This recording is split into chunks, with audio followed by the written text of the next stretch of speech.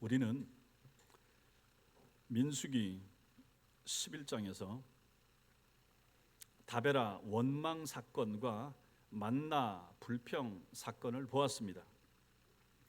가나안을 향한 행진에서 처음으로 발생한 사건이 이처럼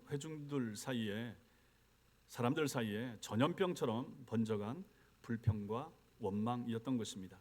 그 원망은 만나를 지겨워하면서 고기가 먹고 싶다는 것으로 애굽에 살 때에는 이런 것도 먹고 저런 것도 먹었었는데 여기 광야에는 그런 것들이 없고 만나밖에 없으니 과거가 더 좋았다라고 하는 불신앙적인 불평이었습니다. 이 불평의 근본 원인이 무엇입니까? 그것은 바로 탐욕입니다. 탐욕, 욕심인 거죠. 이렇게 우리가 지난번에 보았던 이 민수기 11장이 일반 백성들에게서 나타났던 반역 사건이라고 한다면, 오늘 우리가 보게 되는 이 민수기 12장은 백성들의 지도자인 미리암과 아론이 모세의 권위에 도전하여 그를 비방한 그러한 사건이 됩니다. 오늘 이 내용을 같이 나누면서 이 속에서 여러분과 저에게 말씀하시는 하나님의 음성을 들을 수 있게 되길 바랍니다. 먼저 우리는 오늘 말씀에서 모세를 비방하는 이 미리암과 아론을 볼 수가 있습니다. 1절에서 보시면 모세의 누이 미리암과 형 아론이 모세가 구스 여자를 취했다라고 비방하는 내용이 나옵니다. 모세는 첫째 부인 십보라가 죽은 후에 아마 새롭게 아내를 둘째 부인을 맞아들였는데 그녀가 구스 출신이었던 것 같습니다. 구스는 쿠시트라고 나오는데 애굽의 남쪽, 지금 이집트 아래 이디오피아를 가리키는데, 결국 이 구스 여인은 누굽니까? 흑인 여자, 이렇게 될 수가 있겠죠.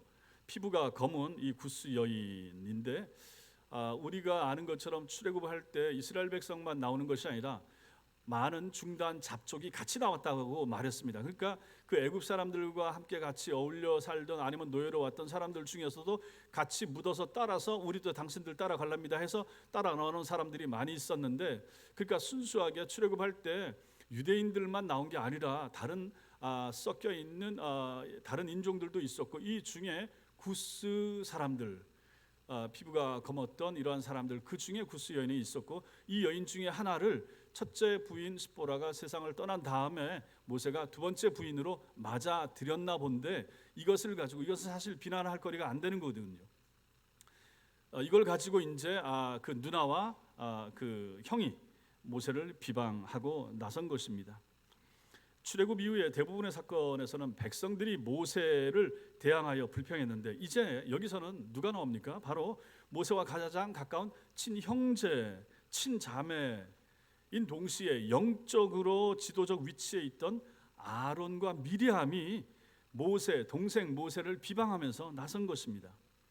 여러분, 미리암이 누굽니까? 출애굽기 15장 20절에 보면 아론의 누이 선지자, 이렇게 말합니다.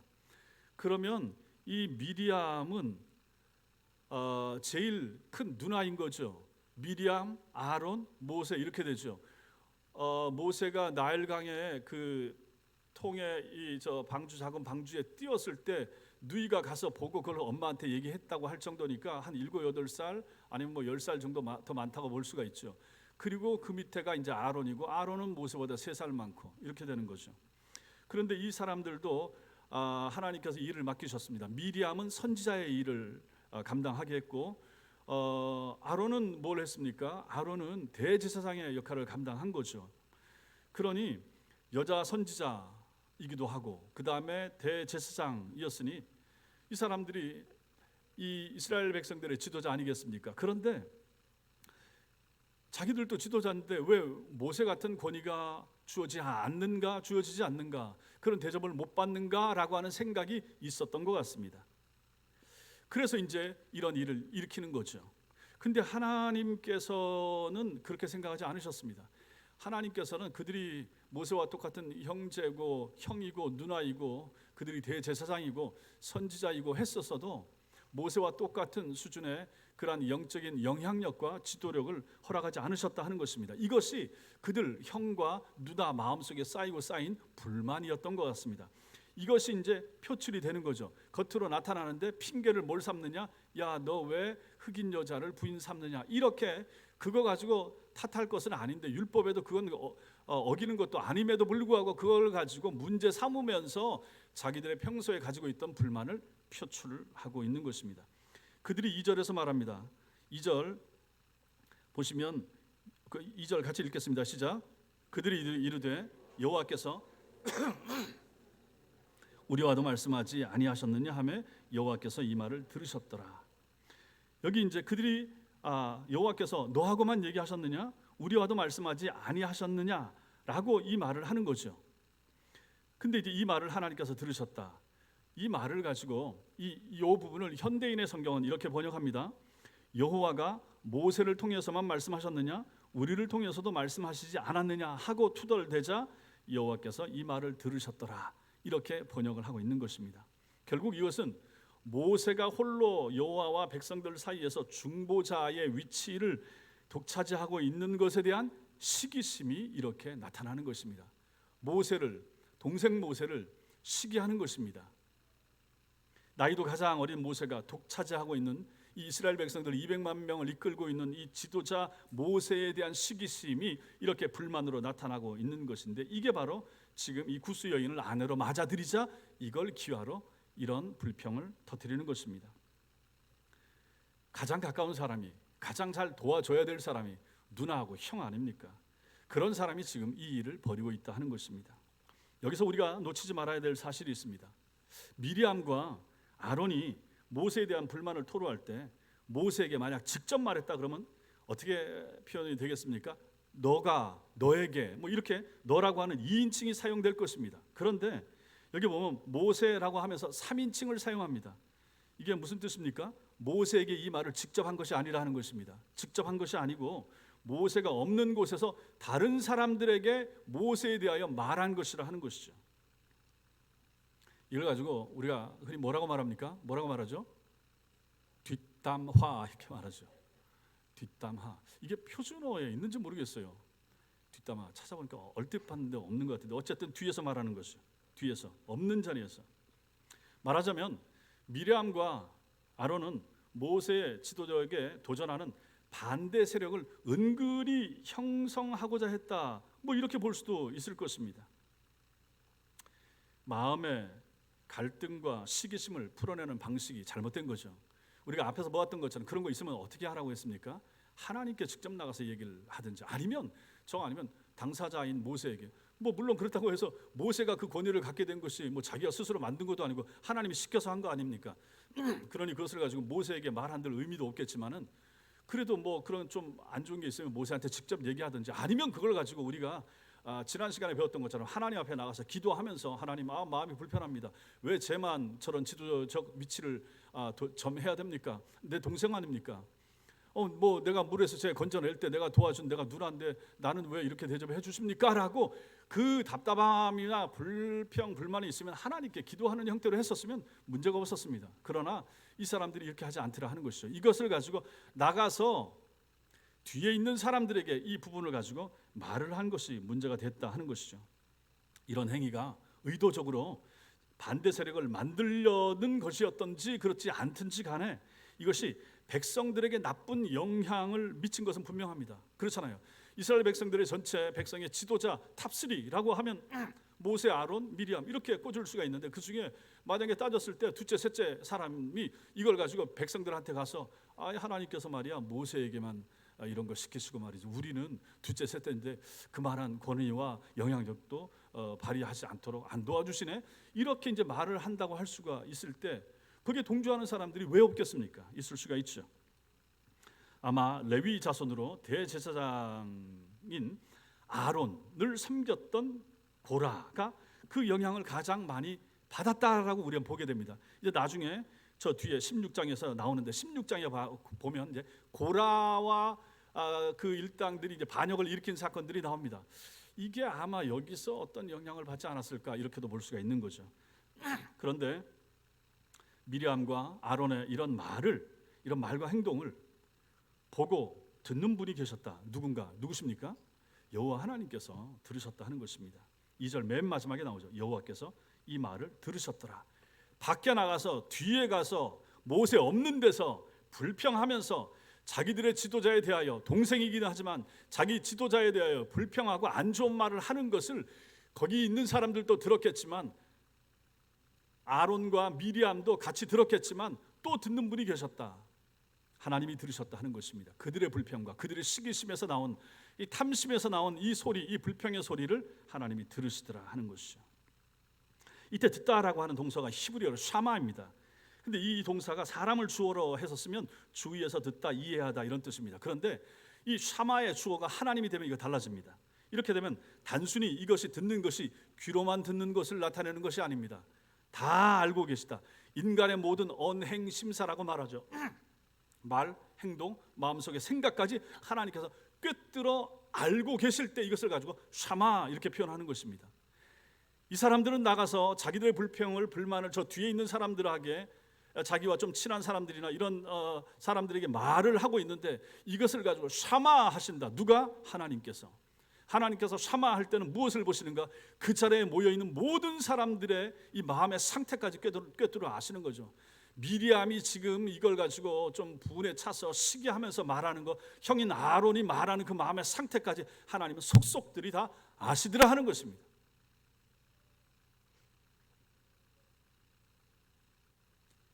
우리 하나님이 다 아십니다. 다 보십니다.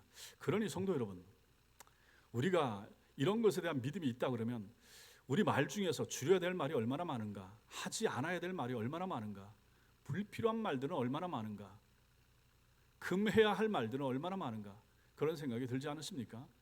친구들 사이에도 마찬가지인 것이고, 누구와 말을 해도 마찬가지입니다. 가정에서 자녀들과 말을 해도 마찬가지고, 부부 사이에 말을 하는 것도 마찬가지인 것이고, 우리가 하나님 앞에서 덕이 안 되고 도움이 안 되고 하나님이 기쁘게 연락하지 못할 그러한 말들은 살아가면서 얼마나 많이 하는가. 심지어 교회 와서도 교회 회의 중에도 마찬가지고, 교인들 가운데도 마찬가지고, 그러면서도 그것에 대한 인식을 하지 못함으로 말미암아 내 감정을 배설하고 내 마음에 상한 것을 드러내놓기 급급한 우리의 모습들은 이러한 말씀 앞에서 얼마나 우리가 정죄돼야 될 것인가, 얼마나 절제해야 될 것인가를 우리는 생각하게 되지 않습니까? 그래서 목사인 저도 마찬가지고 누구도 다 마찬가지일 것입니다. 하나님이 들으신다. 3절은 이런 미리암과 아론의 시기심에 의한 비방하는 말을 전해 들은 모세의 반응을 기록합니다. 3절 읽겠습니다. 시작. 이 사람 모세는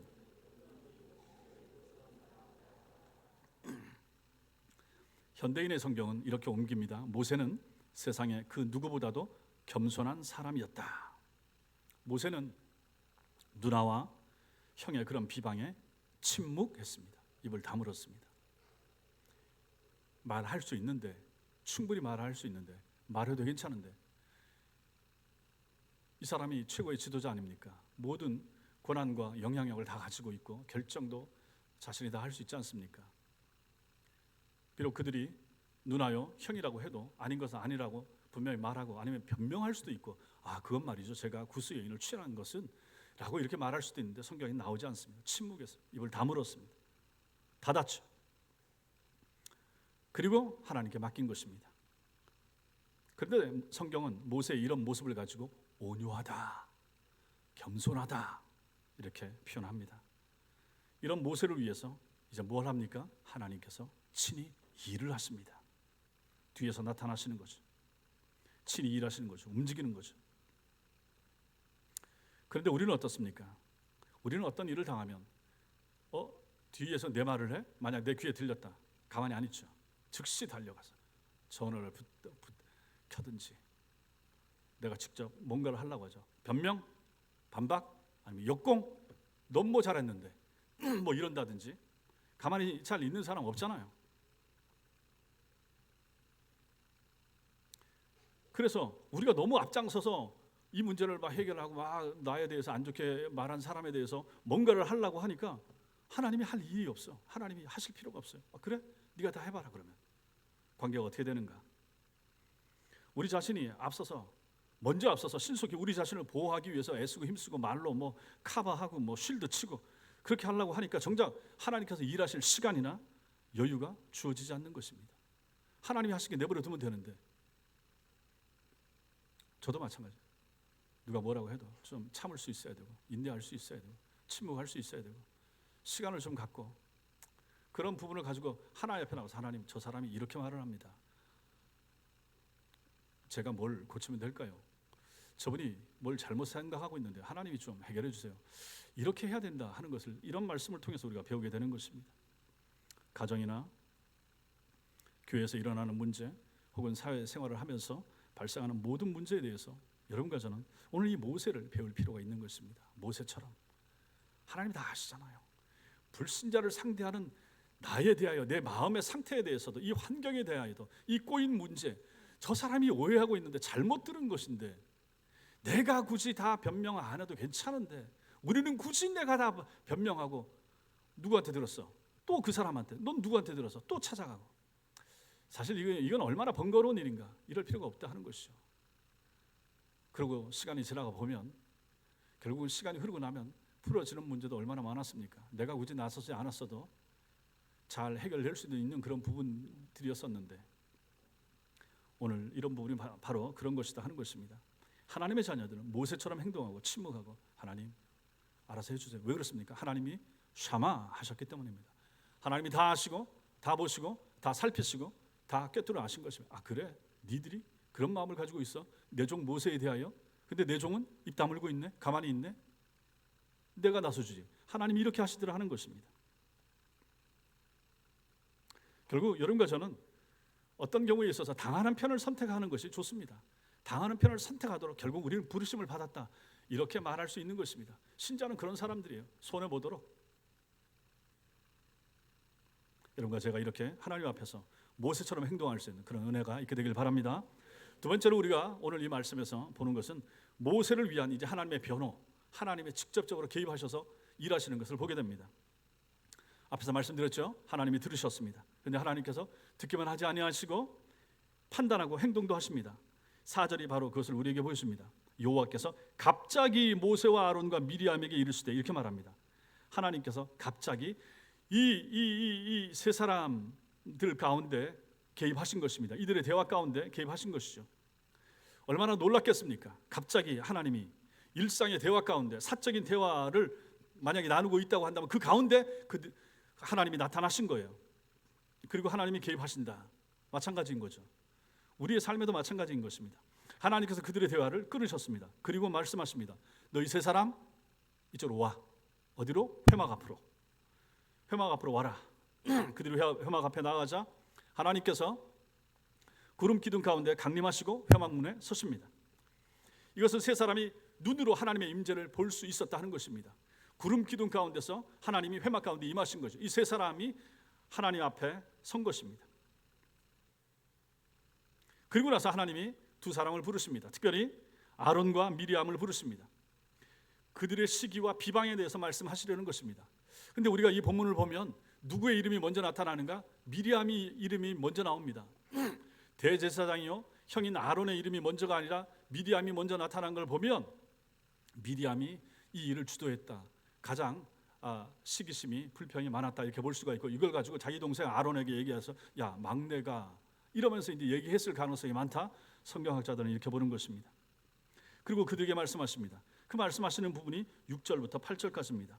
6절, 7절, 8절 같이 읽겠습니다. 시작. 이르시되 내 말을 들으라. 너희 중에 선지자가 있으면 나 여호와가 환상으로 나를 그에게 알리기도 하고 꿈으로 그와 말하기도 하거니와 내 종 모세와는 그렇지 아니하니 그는 내 온 집에 충성함이라. 그와는 내가 대면하여 명백히 말하고 은밀한 말로 하지 아니하며 그는 또 여호와의 형상을 보고는 너희가 어찌하여 내 종 모세 비방하기를. 이 말씀의 요지는 뭡니까? 이 3절의 이 말씀의 핵심 요지가 무엇입니까? 모세는 일반 선지자와 다르다 하는 것입니다. 너희들과 다르다, 레벨이 다르다 하는 것입니다. 차원이 다르다 하는 것을 하나님이 직접 변명을 해 주시는 것이죠. 미리암도 선지자고 아론도 모세의 말을 대언하는 선지자요 제사장 아니었습니까?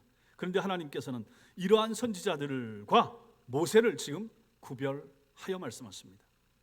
일반 선지자들에게 하나님께서는 환상이나 꿈과 같은 이러한 이미지들을 통해서 말씀하셨지만은, 혹은 은밀한 말로 6절과 8절에 말씀하셨지만은 모세와는 달랐다, 이렇게 말씀하시는 거죠.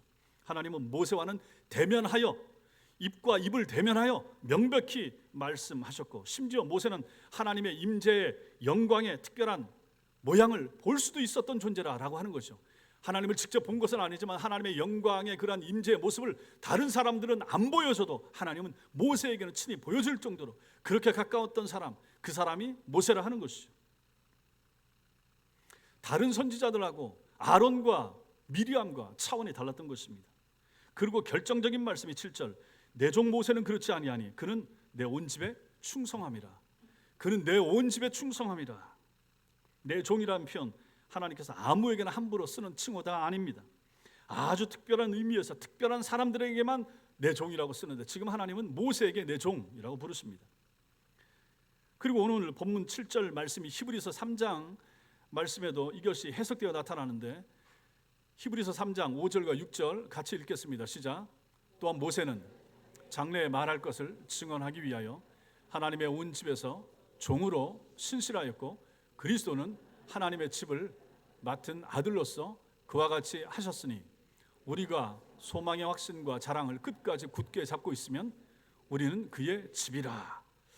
이렇게 보면 여기 집, 하나님의 집, 이 성도를 말하는 것입니다. 그리고 그 집에 충성했다, 성도들에게 충성했다, 하나님이 맡기신 하나님의 양떼들에게 충성했다, 하나님의 집에 충성했다. 모세를 누구와 비교를 하고 있습니까? 지금 이 말씀에서 모세와 비교되고 있는 존재가 누굽니까? 예수 그리스도가 가운데서 비교가 되고 있는 거죠. 이 히브리서 기자가 민수기 12장 7절 말씀을 인용하여 모세는 하나님의 온 집에서 종으로서 신실했다, 충성했다, 이렇게 표현하는 거죠. 그리고 그렇게 하나님의 집에서 종으로 충성한 모세는 아들로 충성한 예수 그리스도를 예표한 것으로 설명하는 것입니다. 그러니까 이게 얼마나 놀랍습니까? 모세를 예수 그리스도의 예표로서 히브리서 기자가 설명하고 있는 거예요. 그런데 어떻게 감히 아론이나 미리암하고 이 모세가 상대가 되겠느냐 하는 것입니다. 아들이신 예수님은 하나님의 집에서 충성했고 모세는 종으로서 충성했다. 그 차이도 나는 거죠. 이처럼 모세는 훗날에 오실 예수 그리스도를 보여주는 특별한 선지자였으니 미리암이나 아론과는 급이 달랐다 하는 것을 하나님이 직접 변호해 주십니다. 하나님께서 이렇게 미리암과 아론 앞에서 모세를 높이셨습니다. 모세는 요셉이 보디발의 모든 집을 총괄하는 총무였듯이 하나님의 온 집을 섬기고 돌보는 종이었고, 근데 이 종인데 충성스러운 종이었던 것입니다. 근데 보세요, 이 평가를 누가 하는가? 하나님이 이렇게 평가한다 하는 거죠. 하나님이 평가하시면서 그는 내 온 집에 충성함이라. 하나님이 모세한테 이 사람 충성했다 이렇게 말하는 거예요. 이 평가, 충성에 대한 평가는 사람들의 평가, 일반 백성들의 평가, 아론과 미리암의 평가가 아닌 거예요. 하나님이 직접 평가하시는 거예요. 사람들의 평가와 하나님의 평가는 얼마든지 다를 수가 있습니다. 사람들은 잘했다, 좋다, 괜찮다고 하는데 하나님은 그 사람 아니야, 내가 버렸어 말할 수 있습니다. 그러니 하나님의 평가, 사람의 평가 다를 수 있다 하는 것이죠. 결국 미리암과 아론의 비방 앞에서 모세는 잠잠했지만 하나님은 가만히 계시지 않았던 것입니다.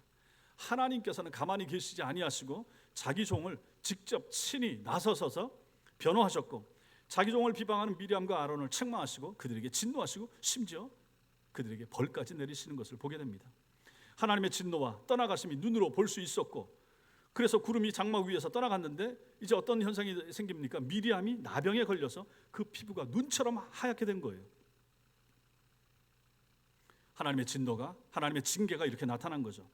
여기서 보듯이 정말로 중요한 것은 사람들이 나를 뭐라고 말하느냐 하는 것이 실제로는 아닌 것입니다.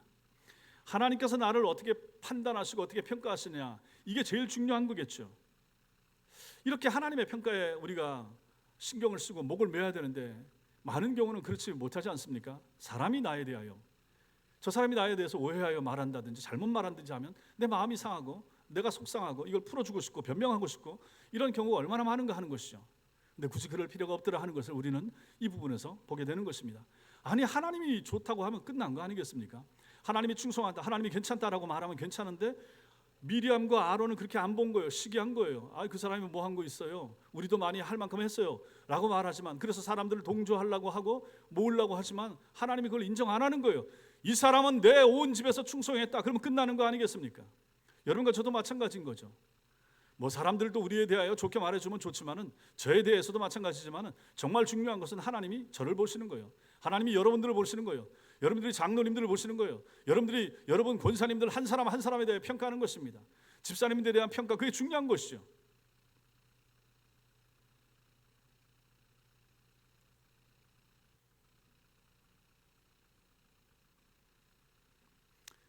하나님의 평가를 신경 쓰고 이것 때문에 애를 쓰고 힘쓰고 하나님의 교회를 섬기는 사람들이 되는 것이 필요한 것입니다. 이러한 사람은 결국 세상이 감당하지 못합니다. 결국 이처럼 우리가 본 것처럼 하나님께서는 모세를 변호하셨고 모세를 보호하셨으며 미리암으로 나병에 걸리게 함으로써 하나님의 판단이 어디에 있는지를 당사자인 미리암과 아론은 물론이고 모든 백성들이 다 알 수 있도록 이러한 일을 행하셨다 하는 것입니다. 마지막 세 번째로, 우리는 하나님의 징계와 모세의 중보 기도를 볼 수가 있습니다. 미리암이 이 악한 일에 주도적인 역할을 했다라고 하는 것은 10절에서 하나님께서 두 사람 아론까지 같이 동조했는데 벌 받은 것은 미리암만 나병으로 징계받았다.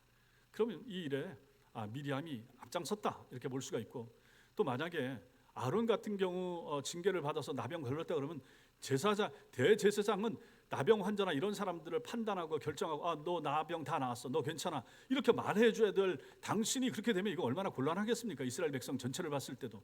그래서 아마 그 사람도 잘못하긴 했겠지만 벌은 누나에게만, 미리암에게만 내린 것으로 이렇게 볼 수가 있는 것입니다. 그래서 미리암은 피부가 눈과 같이 휘어졌고 아론이 볼 때 살이 반이나 썩어서 모태에서 죽어서 나온 사사나처럼 보일 정도였습니다.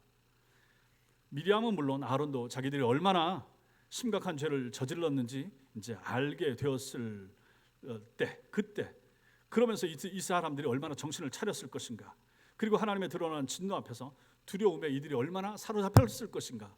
우리가 말을 조심해야 되겠구나, 우리가 모세를 대적하는 것을 굉장히 조심해야 되겠구나, 이게 하나님의 뜻이 아니구나 하는 것을 이들은 비로소 깨달았을 것이라 하는 것입니다. 이것이 11절에 아론의 말에 그 두려움이 고스란히 나타납니다. 아론이 모세를 가리켜서 내 주여 이렇게 부르죠.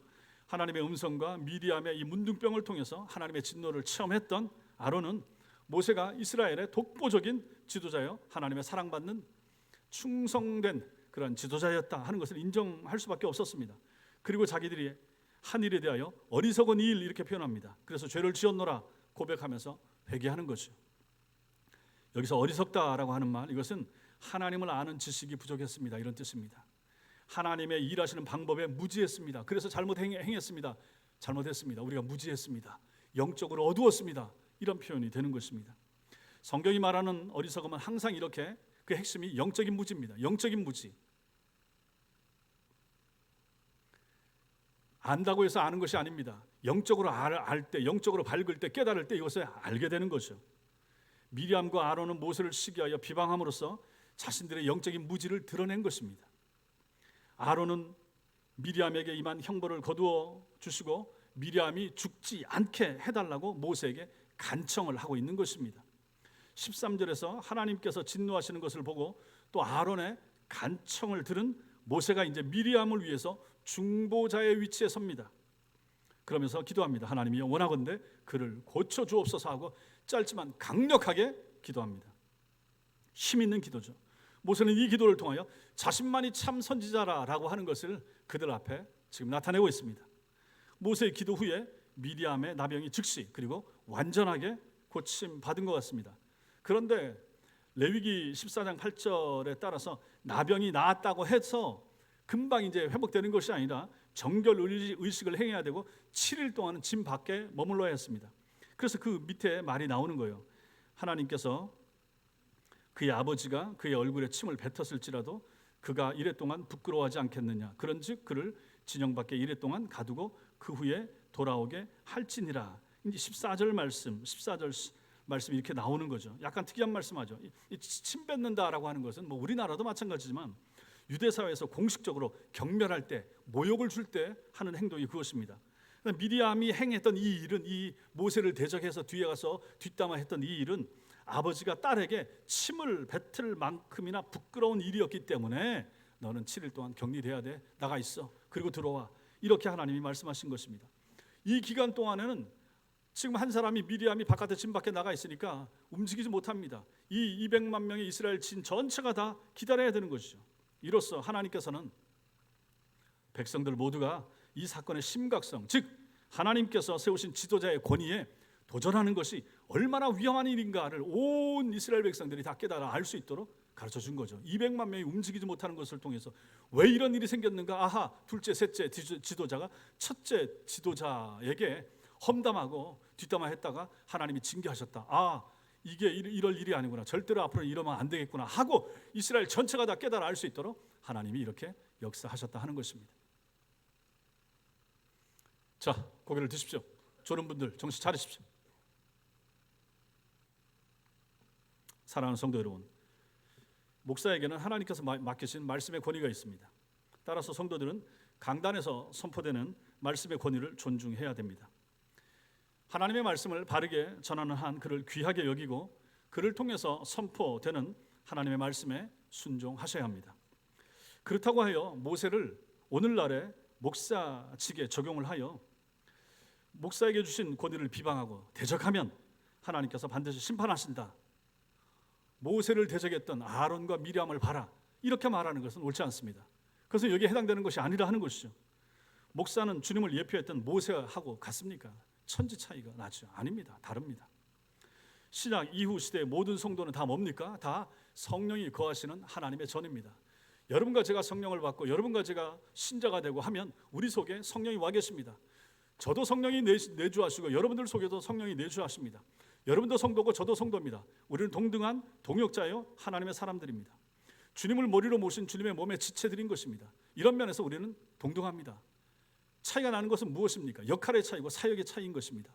여러분들은 성도로서 이 몸된 하나님의 교회를 섬기는 분들이고 저는 목회자로서 목사로서 말씀을 가지고 여러분과 함께 교회를 섬기는 사람일 뿐입니다.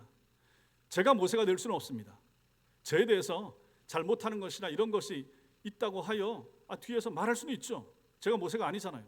그럼에도 불구하고 만약 이것이 합당하거나 근거가 괜찮으면 괜찮을 수 있지만 오늘 말씀은 그대로 여러분과 저에게 다 삶 가운데 교회에서도 적용이 된다 하는 것입니다. 하나님이 다 들으시고 샤마하신다. 여호와께서 샤마하신다. 여호와께서 사람들의 마음까지 다 살피신다. 아신다. 그 의도를 아신다. 그 동기를 아신다. 듣는 사람들, 동조하는 사람들 다 아신다. 그 일이 만약 바르고 옳고 괜찮으면 괜찮겠지만 만약 그렇지 못하다 하면 그 일에 대한 책임과 징계는 우리가 그 일을 행한 사람들은 받게 될 것이다 라고 하는 것을 이 미리암과 아론이 징계를 당하는 것을 통하여 우리는 교훈을 받을 수가 있다 하는 것입니다. 그런 면에 있어서 교회 질서를 존중할 것은 존중하고 바르게 인정할 것은 인정해야 되고 또 앞에 선 저나 아니면 장로님들이나 앞에 선 지도자들은 겸손한 것이 필요하다. 온유해야 된다.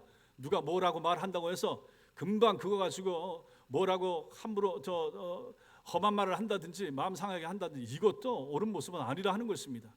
모든 교회 지도자들은 온유한 것이 필요하고 겸손한 것이 필요하고 그랬을 때 그 부분에 필요한 조치는 하나님께서 하시더라 하는 것을 오늘 말씀이 우리에게 가르쳐 주는 것입니다.